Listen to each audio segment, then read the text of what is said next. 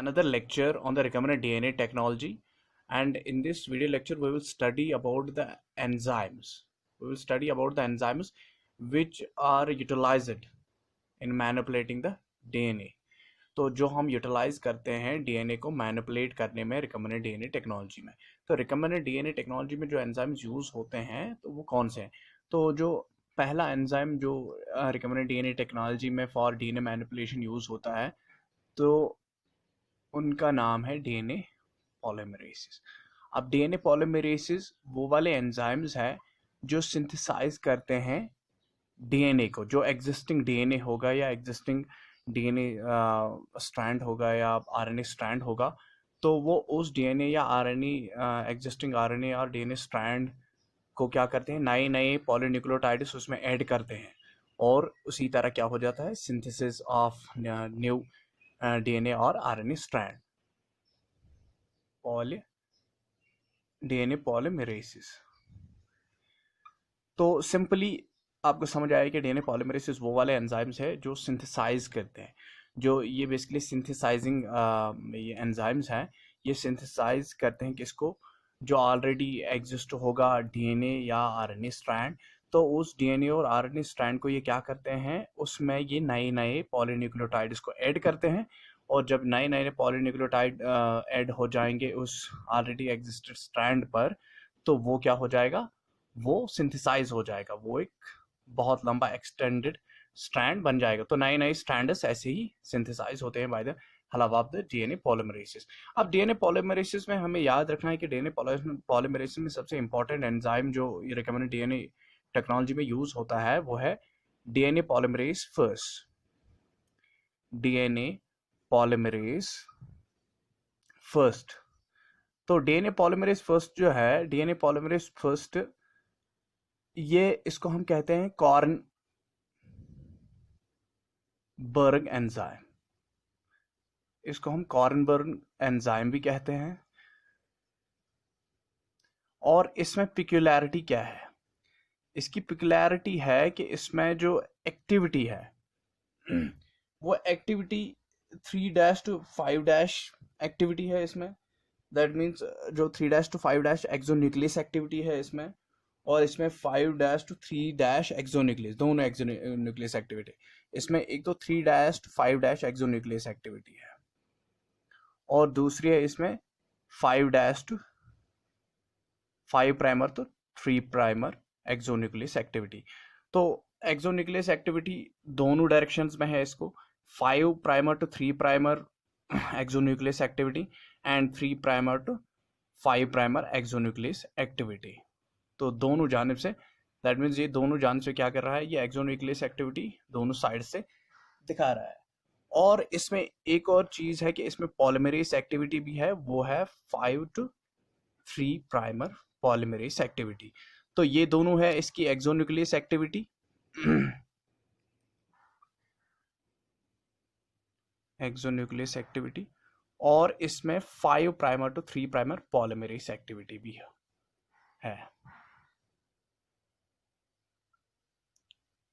तो पॉलीमराइजेशन ये 5 to 3 primer direction में करता है, और ये exonuclease 3 primer to 5 primer direction में भी करता है, और एक्सोन्यूक्लियस एक्टिविटी है 5 प्राइमर टू 3 प्राइमर डायरेक्शन में भी दिखाता है। तो ये इसकी क्लैरिटी है किसकी, डीएनए पॉलीमरेज फर्स्ट या कॉर्नबर्ग एंजाइम की। तो इसके बाद हम चलते हैं, जो दूसरा एंजाइम यूज होता है रिवर्स ट्रांसक्रिप्टेज। Reverse transcriptase. तो रिवर्स ट्रांसक्रिप्टेज वो वाला एंजाइम है जो क्या करता है, जो आरएनए से डीएनए बनाता है। ट्रांसक्रिप्टेज।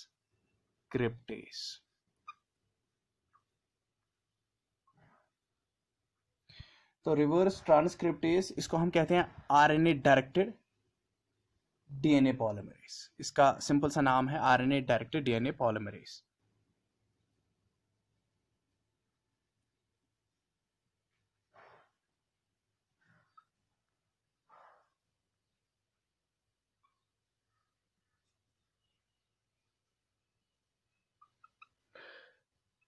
ये हो गया यहां तक।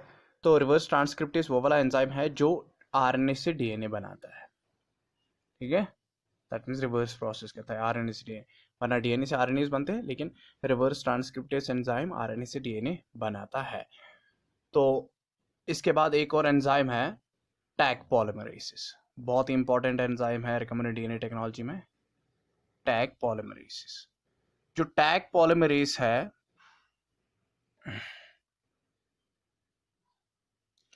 मैंने पहले ही कहा जो ये टैग पॉलीमरेसिस है, तो टैग पॉलीमरेसिस डिराइव हुए हैं फ्रॉम द बैक्टीरियम जिसका नाम है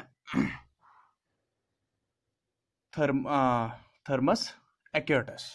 ठीक है, तो ये थर्मस एक्यूटस जो बैक्टीरिया है उससे ये डिराइव हुआ है, और ये एक थर्मोस्टेबल एंजाइम है। तो ये हम यूज करते हैं इन द पीसीआर रिएक्शन में, पॉलीमरेज चेन रिएक्शन में हम टैग पॉलीमरेज यूज करते हैं, क्योंकि ये थर्मोस्टेबल एंजाइम है। ये अप टू 90 डिग्रीज पर भी क्या रहता है, स्टेबलाइज रहता है। और इसकी एक्टिविटी अगर है तो 5 to 3 प्राइमर पॉलीमरेज एक्टिविटी इसमें पाई जाती है।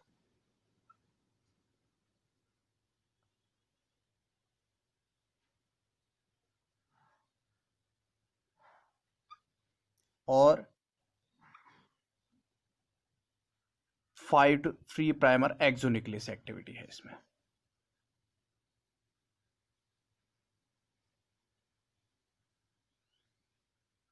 लेकिन अब इसमें 5 to 3 प्राइमर पॉलीमरेज एक्टिविटी है, और इसमें क्या है 5 to 3 प्राइमर ये एक्सोन्यूक्लियस एक्टिविटी। तो यहाँ पर डीएनए पॉलीमरेज में एक चीज इससे एडिशन थी, तो उसमें 3 primer to 5 primer exonuclease activity, लेकिन इसमें वो लैग है। ठीक, तो ये 3 एंजाइम्स हम यूज करते हैं DNA manipulation RNA recommended DNA technology में। और भी एंजाइम्स हैं तो जिनको हम क्या बोलते हैं, न्यूक्लियसिस। अब न्यूक्लियसिस वो वाले एंजाइम्स होते हैं जो जो एक पॉलीन्यूक्लियोटाइड स्ट्रैंड जो होता है, जो न्यूक्लिक एसिड जो होता है, दैट मीन्स आरएनए या डीएनए होता है, वो बना होता है किनका, पॉलीन्यूक्लियोटाइड्स का। तो जो न्यूक्लियोटाइड्स होते हैं, न्यूक्लियोटाइड्स के दरमियान क्या होता है, बॉन्ड होता है। तो उस बॉन्ड को, जो बिटवीन द न्यूक्लियोटाइड्स होता है, उस बॉन्ड को हम फॉस्फोडाइस्टर बॉन्ड कहते हैं। तो उस बॉन्ड को ब्रेक करते हैं न्यूक्लियसिस। न्यूक्लियसिस वो एंजाइम्स है जो बॉन्ड्स को ब्रेक करते हैं, जो बिटवीन द न्यूक्लियोटाइड्स जो बॉन्ड्स होते हैं उनको वो ब्रेक करते हैं। तो ये फॉस्फोडाइस्टर बॉन्ड ब्रेकर्स है।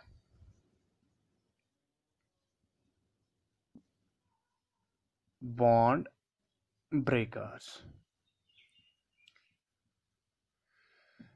अब ये न्यूक्लियसिस जो है ये आरएनए स्ट्रैंड या डीएनए स्ट्रैंड जो होते हैं, डबल स्ट्रैंड डीएनए या आरएनए स्ट्रैंड जो होते हैं, उनके दरमियान जो भी फॉस्फोडाइस्टर बॉन्ड्स होते हैं, तो न्यूक्लियस उन पर एक्ट हो जाता है और उनको क्या करता है, उन बॉन्ड्स को ये ब्रेक करते हैं। अब न्यूक्लियसिस के बारे में एक और चीज है, न्यूक्लियसिस जो है ये 2 किस्म के हैं।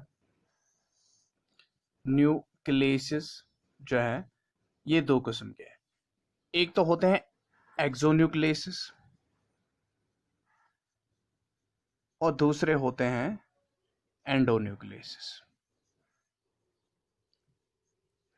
अब एक्सोन्यूक्लियसिस वो वाले न्यूक्लियसिस होते हैं जो काम क्या करते हैं, जो अगर यहां पर डीएनए स्ट्रैंड है, for example this is the DNA strand 5 primer to 3 primer. तो एक्सोन्यूक्लियसिस हमेशा एंड्स पर, जो भी एंड्स पर क्या होंगे, 5 प्राइमर एंड या 3 प्राइमर एंड, या इस वाले 3 प्राइमर एंड या 5 प्राइमर, इस वाले स्ट्रैंड के 3 प्राइमर एंड या 5 प्राइमर एंड पर जो भी पॉलीन्यूक्लियोटाइड्स होंगे उनके दरमियान ये फॉस्फोडाइस्टर बॉन्ड्स ब्रेक करता है। तो एक्सोन्यूक्लियसिस फॉस्फोडाइस्टर बॉन्ड्स को ब्रेक करता है या रिमूव करता है पॉलीन्यूक्लियोटाइड्स को एट एंड्स। तो फ्रॉम एंड्स या एट एंड्स ये अपनी एक्टिविटी दिखाता है at the ends of strands. तो ये at the ends of strands अपनी एक्टिविटी दिखाता है, और ये न्यूक्लियोटाइड्स को रिमूव करता है from the ends. That means 5 primer and से या 3 प्राइमर एंड से ये क्या करता है, रिमूव करता है किनको, न्यूक्लियोटाइड्स को। दैट मीन्स वो बॉन्ड्स ब्रेक करता है, फॉस्फोडाइस्टर बॉन्ड्स ब्रेक करता है, और जिससे क्या हो जाता है, जिससे वो न्यूक्लियोटाइड जो है वो रिमूव हो जाते हैं। तो ये तो एक्सोन्यूक्लियसिस की एक्टिविटी हो गई। जो एंडोन्यूक्लियसिस है, एंडोन्यूक्लियसिस अपनी एक्शन कहाँ पर करते हैं, ये between the 5 primer and 3 primer and cut करते हैं। ये 5 प्राइमर और 3 प्राइमर एंड के दरमियान अपनी एक्शन करते हैं। तो ये पॉलीन्यूक्लियोटाइड्स को, यहाँ बॉन्ड्स, ये फास्फोडाइस्टर बॉन्ड्स है जो 5 प्राइमर और 3 प्राइमर एंड के बीच में जो मिडिल में जो क्या होते हैं बॉन्ड्स होते हैं, फास्फोडाइस्टर बॉन्ड्स, ये उनको ब्रेक करता है। ठीक है, तो एक्सोन्यूक्लियसिस एंड्स पर एक्ट होते हैं, वाइल जो एंडोन्यूक्लियसिस होते हैं ये मिडल पर एक्ट होते हैं। ठीक है अब जो न्यूक्लियसिस है, न्यूक्लियस चाहे एंडोन्यूक्लियसिस हो या एक्सोन्यूक्लियसिस हो, तो ये या तो ये सिंगल स्ट्रैंडेड डीएनए पर एक्ट करेंगे या ये डबल स्ट्रैंडेड डीएनए पर एक्ट करेंगे। तो वो डिपेंड करता है। अब यहां पर हम एंडोन्यूक्लियसिस की बात करते हैं, तो एंडोन्यूक्लियसिस में यहां पर एक और 2-3 एग्जाम्पल्स मैं देता हूं।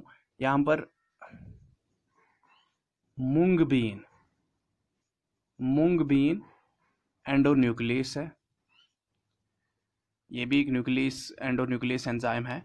तो ये मूंग बीन एंडोन्यूक्लियस एंजाइम जो है, तो ये कहाँ से डिराइव हुआ है, डिराइव्ड फ्रॉम मूंग बीन्स, या it is prepared from the moong beans, या derived from moong beans.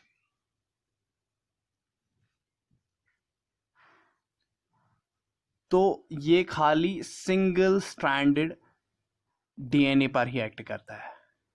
It acts on the single stranded DNA, it always acts only on single stranded DNA, या single stranded DNA या single stranded RNA पर ही ये act करता है। ठीक है, मूंग been endonuclease ये वो वाला एंडोन्यूक्लियस है जो डिराइव हुआ है फ्रॉम द मूंग बीन्स, और ये हमेशा एक्ट करता है ऑन सिंगल स्ट्रैंडेड डीएनए या सिंगल स्ट्रैंडेड आरएनए पर। और इसकी एक्टिविटी के लिए जिंक पॉजिटिव आयन्स रिक्वायर होते हैं। Zinc positive ions are required for the activity of the mung bean endonucleases. हो गए ये। अब एक और यहाँ पर एक और एंडोन्यूक्लियस है, दैट इज S1 न्यूक्लियसिस।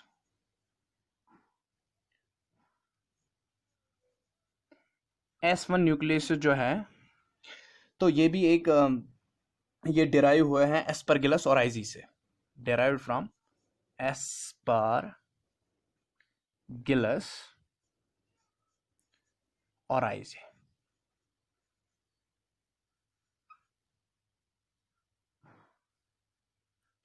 ये इससे डिराइव हुए हैं एस्परगिलस ओराइजी से, और ये भी एंडोन्यूक्लियसिस है, दीज आर एंडोन्यूक्लियसिस, और ये एक्ट करते हैं आरएनए या डीएनए सिंगल स्ट्रैंड्स पर, आरएनए या डीएनए सिंगल स्ट्रैंड्स पर ये एक्ट करते हैं। अब इसमें और मूंग बीन्स में इनमें सिमिलैरिटी है कि ये दोनों आरएनए और डीएनए सिंगल स्ट्रैंड्स पर एक्ट करते हैं, लेकिन जो S1 न्यूक्लियस है, S1 न्यूक्लियस में एक चीज़ एडिशन में है कि ये जब क्लीवेज करता है, ये क्लीवेज अगर एक स्ट्रैंड पर ये क्लीवेज करेगा यहाँ पर, तो उसके अपोजिट में ये कंप्लीमेंट्री स्ट्रैंड क्या करेगा, अगर ये जो इसका कंप्लीमेंट्री स्ट्रैंड ये है, तो अगर यहाँ पर ये कट कर रहा है, तो ये अपोजिट साइड में भी क्या करेगा, निक करेगा एट द कंप्लीमेंट, जो अपोजिट साइड का स्ट्रैंड है उस पर भी ये कट करेगा। ठीक है, तो ये इसमें एक फ़र्क है जो किससे है, जो मूंग बीन्स में नहीं होती है। तो ये अगर कट करता है इस सिंगल स्ट्रैंड में, लेकिन तब भी ये जाके एक निक मारता है किस पर, अपोजिट कंप्लीमेंट्री स्ट्रैंड जो इसका होता है उस पर एक निक मार ही देता है। तो ये इसकी पिकुलैरिटी है S1 न्यूक्लियसिस की। और इसके बाद है आरएनएसिस, आरएनएस ए।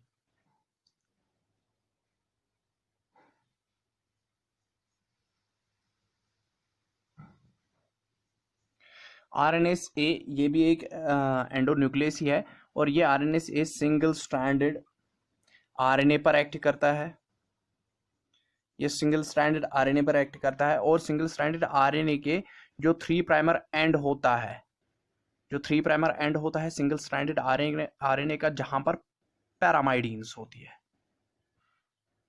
पैरामाइडीन्स, तो वहीं पर ये क्या करता है, कट करता है। तो ये कट करता है आरएनए को, ये कट करता है, ये एक्ट करता है सिंगल स्ट्रैंडेड आरएनए पर, और ये कट करता है एट द 3 प्राइमर पैरामाइडीन्स एंड। ठीक है, 3 प्राइमर एंड जहां पर पैरामाइडीन्स होती है, तो ये वहीं पर कट करता है। इसके बाद है RNS H.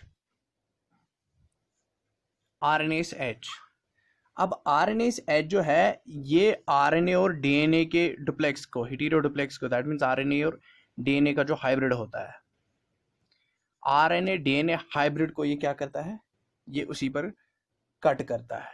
RNA DNA hybrid पर ये एक्ट करता है, एक्ट्स ऑन और cuts the RNA DNA hybrid.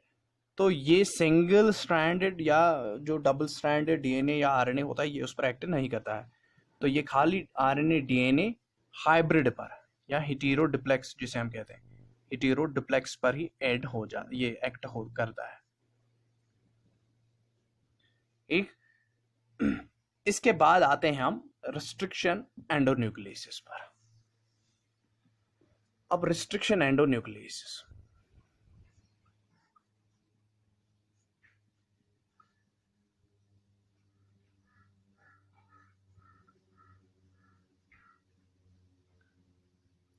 अब रिस्ट्रिक्शन एंडोन्यूक्लियसिस जो है ये इंपॉर्टेंट एंजाइम्स होते हैं। एंडोन्यूक्लियसिस में सबसे इंपॉर्टेंट एंजाइम्स रिस्ट्रिक्शन एंडोन्यूक्लियसिस है जो बहुत ज्यादा यूज होते हैं। रिस्ट्रिक्शन एंडोन्यूक्लियसिस होते हैं, ये वो वाले एंजाइम्स होते हैं जो एक डीएनए या बेसिकली ये क्या करते हैं, ये एक डीएनए और डीएनए स्ट्रैंड को, ये डीएनए स्ट्रैंड को एट पर्टिकुलर साइट्स पर ही कट करते हैं। तो ये वो वाले एंजाइम्स है जो एक क्लीव करते हैं एक डीएनए स्ट्रैंड को एट द स्पेसिफिक पॉइंट्स। उन स्पेसिफिक पॉइंट्स को हम रिस्ट्रिक्शन साइट्स और रिकॉग्नाइजेशन साइट्स भी कहते हैं। तो ये वाले एंजाइम्स भी बैक्टीरियल एंजाइम्स है, ये बैक्टीरियल डेरिवेटिव एंजाइम्स है, ये बैक्टीरियल एंजाइम है, बैक्टीरियल या बैक्टीरिया डेरिवेटिव एंजाइम है ये। तो ये क्या करते हैं, ये कट करते हैं, ये कट करते हैं डीएनए को at specific sites, at specific sites known as restriction sites, restriction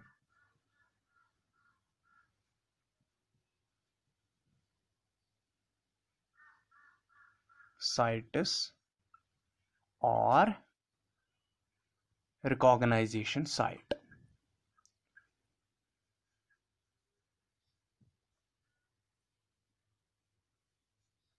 recognition site, तो उस पर ये इसको कट करते हैं। अब सबसे पहली जो ये जो एग्जिस्टेंस रिस्ट्रिक्शन एंजाइम्स की हुई, सबसे पहली बार ये किसने बोला कि ये होते हैं restriction enzymes, that was W. Arbor. तो W. आर्बर ने पहली दफ़ा कहा कि ये जो रिस्ट्रिक्शन एंजाइम्स ये बेसिकली होते हैं एक बैक्टीरिया। तो बैक्टीरिया उसने क्या कहा कि उसने कहा कि जो बैक्टीरिया में एक एंजाइम होता है, तो जब भी कोई फॉर एग्जांपल कोई फॉरेन डीएनए जब अंदर आता है, उसके कोई वायरल डीएनए बैक्टीरिया के अंदर घुस जाएगा, तो वायरल डीएनए को किल करने के लिए उसके पास एक एंजाइम होता है called as the restriction enzyme. That means bacteria, मैंने कहा था कि बैक्टीरियल एंजाइम है, तो बैक्टीरिया में ये एंजाइम पाया जाता है। तो उसमें ये एंजाइम बेसिकली क्या करता है, डिफेंस का काम करता है कि ये एक फॉरेन डीएनए को बैक्टीरिया के अंदर आने नहीं देता है। तो अगर फॉरेन डीएनए आ भी गया बैक्टीरिया के अंदर, तो किलिंग कौन करता है, रिस्ट्रिक्शन एंडोन्यूक्लियस उसको किल करता है, स्प्लिट करता है, उसको फ्रेगमेंट्स उसको बना देता है। तो सबसे पहला जो रिस्ट्रिक्शन एंजाइम बनाया गया तो वो था HindIII, HindII नॉट 3, HindII एक पहला रिस्ट्रिक्शन एंजाइम था जो बनाया गया। और ये किसने बनाया, ये बनाया स्मिथ ने, दैट वाज हैमिल्टन स्मिथ।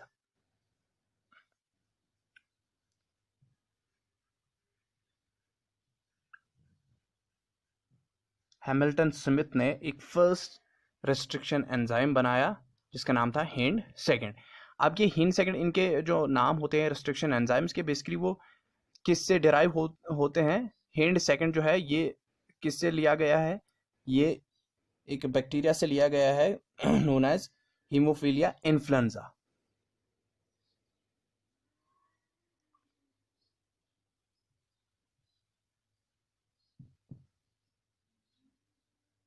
या हीमोफिलस इन्फ्लुएंजा।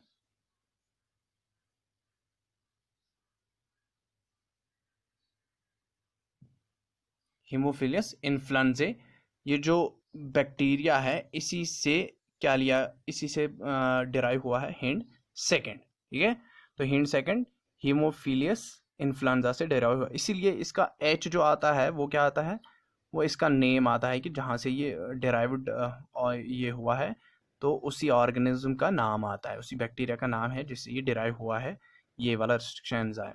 तो उसके बाद आई एन आता है, ये species, for example species name of that bacteria influenzae. ठीक, और ये जो ये डी और सेकेंड आता है इन्फ्लुएंजे, तो इसका है आई एन। डी आता है स्ट्रेन नेम आता है, ये स्ट्रेन नेम। और सेकेंड आता है कि ये न्यूमेरिकल हम देते हैं, बेसिकली क्या न्यूमेरिकल हम देते हैं, ऑर्डर, ये ऑर्डर होता है। तो ये तो था रिस्ट्रिक्शन एंजाइम, कौन फर्स्टली रिस्ट्रिक्शन एंजाइम किसने बनाया और क्या था वो। तो इसी तरह इको आर वन भी क्या है, ये भी एक रिस्ट्रिक्शन एंजाइम है जो एस्चेरिचिया कोलाई से डिराइव हुआ है। ठीक है, इसीलिए इसको बोलते हैं ई माने इकोल, एस्चेरिचिया, सीओ में मतलब कोलाई, और आर क्या है, ये स्ट्रेन है इसका, और फर्स्ट क्या है, ये ऑर्डर है कि डेवलप फर्स्ट हुआ है ये। तो ये तो हो गया नॉमेनक्लेचर भी इनका रिस्ट्रिक्शन एंडोन्यूक्लियसिस का। अब रिस्ट्रिक्शन एंडोन्यूक्लियसिस में मैंने अभी बात की थी कि ये एक डीएनए या आरएनए स्ट्रैंड को एक स्पेसिफिक साइट पर ही क्या करते हैं, कट करते हैं। तो स्पेसिफिक साइट को मैंने कहा कि रिस्ट्रिक्शन साइट हम इसको कहते हैं। रिस्ट्रिक्शन साइट और रिकॉग्नाइजेशन साइट, रिस्ट्रिक्शन साइट और रिकॉग्नाइजेशन साइट। अब ये रिस्ट्रिक्शन साइट जो है, ये रिस्ट्रिक्शन साइट एक न्यूक्लियोटाइड सीक्वेंस होती है। अगर डीएनए है तो उसमें उस डीएनए में एक न्यूक्लियोटाइड सीक्वेंस होती है, फॉर एग्जांपल लगभगन 6 से 8 बेस पेयर्स की, 6 से 8 बेस पेयर्स की एक न्यूक्लियोटाइड जो सीक्वेंस होती है, 6 से 8 या 4 से 8 तक एक न्यूक्लियोटाइड सीक्वेंस होती है, फॉर एग्जांपल एक डीएनए स्ट्रैंड पर। तो उस साइट को जो 4 से 8 बेस पेयर्स की होती है, उस साइट पर ही जो रिस्ट्रिक्शन एंडोन्यूक्लियस होते हैं वो अपनी एक्टिविटी कर पाते हैं। तो उस साइट को हम क्या कहते हैं, रिस्ट्रिक्शन साइट और रिकॉग्नाइजेशन साइट। तो ये जो रिस्ट्रिक्शन एंडोन्यूक्लियस है, ये ऑलवेज रिस्ट्रिक्शन साइट पर ही क्या करते हैं, कट करते हैं, किसको एक डीएनए या आरएनए स्ट्रैंड को। तो रिस्ट्रिक्शन साइट क्या है, रिस्ट्रिक्शन और रिकॉग्नाइजेशन साइट एक स्ट्रेच है डीएनए सीक्वेंस या न्यूक्लियोटाइड सीक्वेंस जो होती है एक डीएनए पर, 4 से लेकर 8 बेस पेयर्स की एक न्यूक्लियोटाइड ये होती है सीक्वेंस। तो उसी को हम रिकॉग्नाइजेशन साइट और रिस्ट्रिक्शन साइट कहते हैं। अब यहाँ पर जो ये रिकॉग्नाइजेशन साइट है या रिस्ट्रिक्शन साइट जिसे हम कहते हैं, तो ये हम दिखाते हैं। फॉर एग्जांपल अगर यहाँ पर मैं एक सीक्वेंस लूंगा, मैं लिखूंगा सीक्वेंस, ये एक सीक्वेंस है, फॉर एग्जांपल ये एक सीक्वेंस है, it is a sequence, cat sequence, ये एक स्ट्रैंड पर सीक्वेंस है। तो 5 प्राइमर टू 3 प्राइमर है ये।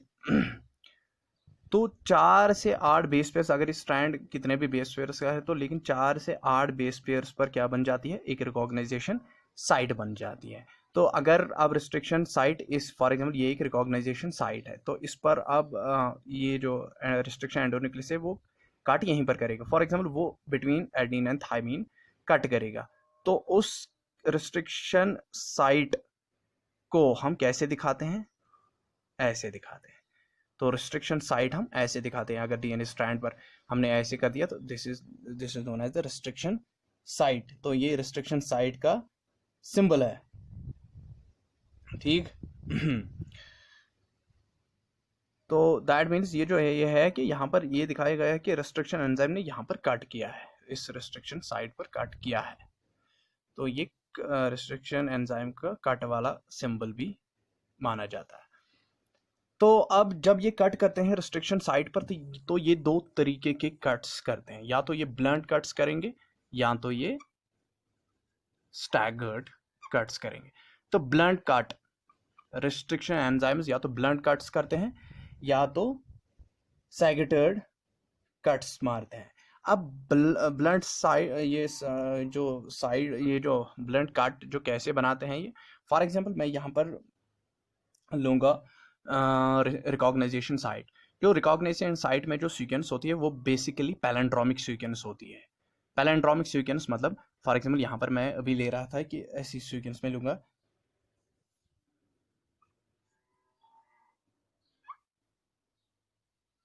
या GATATC,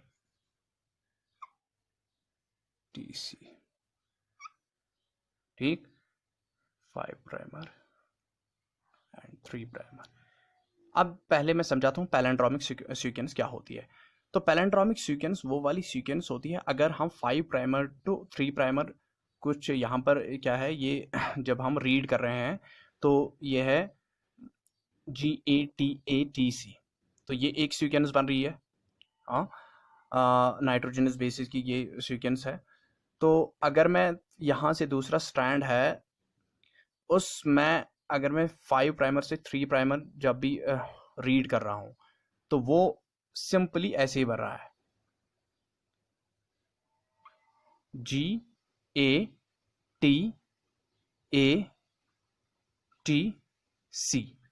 तो GATATC, तो इस सीक्वेंस को हम पैलेंड्रोमिक सीक्वेंस कहते हैं। This is known as palindromic sequence. तो मेरे पास अभी यही है, मेरे पास ये DNA स्ट्रैंड है, तो जिसमें 5 प्राइमर टू 3 प्राइमर और 3 प्राइमर टू 5 प्राइमर ये दोनों स्ट्रैंड्स हैं। तो अब देखो यहाँ पर जब एक रिस्ट्रिक्शन एंजाइम आएगा तो रिस्ट्रिक्शन एंजाइम इस पर कट करेगा। तो अगर रिस्ट्रिक्शन एंजाइम ने फॉर एग्जांपल T और A के बीच यहाँ पर कट मारा है इसने, ये रिस्ट्रिक्शन साइट है, रिकॉग्नाइजेशन साइट, इसने T और A के दरमियान कट मारा, तो अगर ये कट दोनों तरफ से सिमेट्री में था, दोनों स्ट्रैंड में ये जो कट है ये सिमेट्रिकल कट अगर हो गया, तो यहाँ पर जो कट्स प्रोड्यूस हो जाएंगे, जो अब फ्रेगमेंट्स यहाँ पे निकलेंगे, वो उनमें क्या हो जाएगा, उनमें सिमेट्रिकल कट होगा। That means they have blunt cut, उनमें ब्लंट कट होगा। फॉर एग्जांपल 5 प्राइमर एंड का ऐसा कट होगा T, और यहाँ से निकलेगा ATC 3 प्राइमर एंड, ठीक, और यहाँ से निकलेगा 3 प्राइमर एंड से CTA, और यहाँ से आएगा अब TAG, it is 5 primer and. तो दिस इज नोन एज, इसको हम क्या कहते हैं, इसको हम ब्लंट कट कहते हैं। तो यहाँ पर एक ब्लंट कट हो रहा है। तो ब्लंट कट किसने किया, यहाँ पर एक एंजाइम है फॉर एग्जांपल इको R1, या इको R1 नहीं, इको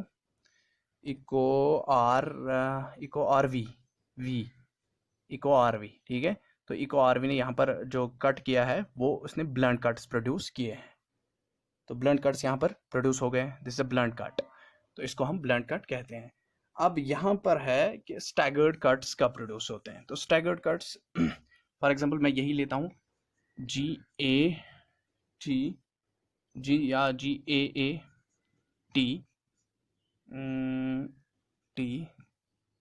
और ये C में रखूँगा, इसको मैं 3 प्राइमर एंड 5 प्राइमर एंड, और यहाँ पर 3 प्राइमर और 5 प्राइमर एंड है स्ट्रैंड का। तो ये हो गया, यहाँ से G हो जाएगा, यहाँ से A हो जाएगा, ये भी A हो जाएगा, और ये T हो जाएगा, ये भी T हो जाएगा, और ये C हो जाएगा। तो पैलेंड्रोमिक सीक्वेंस है ये, रिकॉग्नाइजेशन साइट है। तो रिकॉग्नाइजेशन साइट पर अगर रिस्ट्रिक्शन एंजाइम जो रिस्ट्रिक्शन एंडोन्यूक्लियस है वो कट मार रहा है between the G and A, एक अगर इस वाले स्ट्रैंड पर between the G and A मार रहा है वो कट, लेकिन अपोजिट स्ट्रैंड पर between the G and A ही मार रहा है, रिकॉग्नाइजेशन साइट भी आइडेंटिकल है बट लेकिन जो लोकेशन है वो डिफरेंट है। अगर G और A पर यहाँ पर मार रहा है, लेकिन इस स्ट्रैंड में अपोजिट में मार रहा है यहाँ पर जी और ए। तो यहाँ पर स्टैगर्ड कट्स प्रोड्यूस होते हैं। 5 प्राइमर हैंग, ओवर हैंग यहाँ पर प्रोड्यूस होता है, for example this like this, और यहाँ पर बन जाता है 3 प्राइमर, क्या हो जाता है ये सी टी टी ए ए। तो एक ये हो गया, दिस इज 5 प्राइमर ओवरहैंग बन गया यहाँ पर, और यहाँ पर बन जाता है ऐसे ए ए टी टी सी और 3 प्राइमर ओवरहैंग बन गया यहाँ पर। तो 5 प्राइमर ये यहाँ पर भी 5 प्राइमर ओवरहैंग्स बन रहे हैं अभी। तो ये ऐसे है। तो इनको हम स्टैगर्ड कट्स कहते हैं। तो these are known as staggered cuts. तो ये स्टैगर्ड कट्स हो गए और वो ब्लंट कट्स थे, ठीक है।